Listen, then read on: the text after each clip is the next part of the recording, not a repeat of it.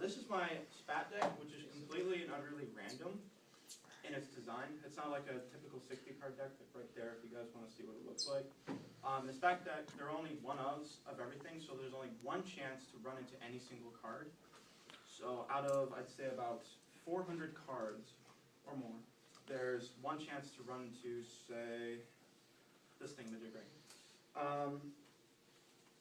And through randomization, there's always the possibility that if it's not like, that you'll know like 5 cards in that this is going to pop up. So the act of randomization is of course the classic way of shuffling any deck, is shuffling. So it keeps the cards in a random order, makes them disoriented, you can't figure out where everything is, and it makes the game a lot more fun. You see this a lot in poker and a lot of other chance-related games. But I'm not playing poker right now. We could play poker with these, but I don't want to. Anyways,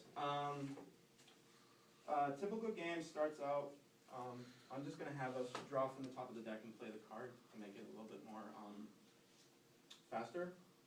So basically, no, you don't have to draw, just use the top card of the deck.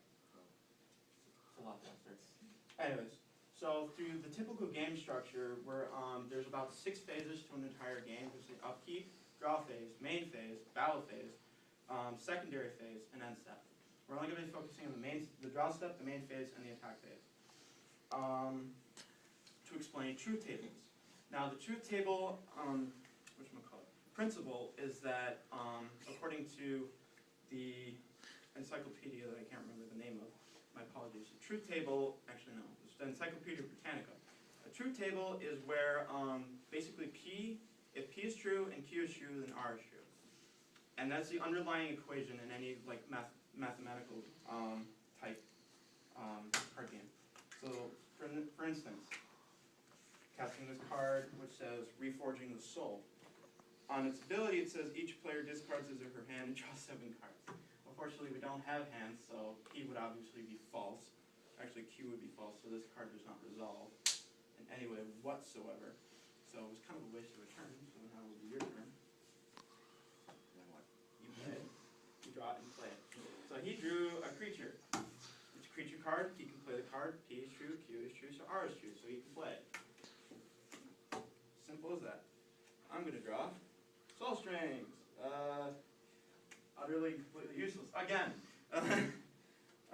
And then basically, let me run down like a basic. Let me see if I can get you guys to figure out one. Let's see. I'm gonna blow past everything for a second. Okay. Use this ability. Pyrotechnics. Deals 4 damage divided any way you choose amongst any of the creatures or players. Does the card resolve? 5 minutes. 5 minutes? 5 minutes? Does the card resolve? I'm asking you guys. Yeah. Can I use it? Am I able to use it? Yes. Yes. How? Could you attack any creature or person? Basically, I'm able to attack him or his creature. So P is true, P is true, and Q is true, so therefore I can play the card. I can destroy a stupid bird and hit you for 1. Yeah, I win! I'm just kidding. Sorry. Anyways, whatchamacallit? The last factor in especially Magic cards is probability. It's probability of winning, which is the biggest one because it's never straight up 50-50. Because of like deck structures and randomization, it's always going to be like somewhere in the 40s or 30s, depending on what your deck. Ultimately, what factors into a person winning a game of Magic is the deck structure. If your opponent is built to counter you, and if you're built to counter your opponent, which there are literally thousands of strategies out there to accomplish this, but I'm not going to go into in-depth about that. Anyways,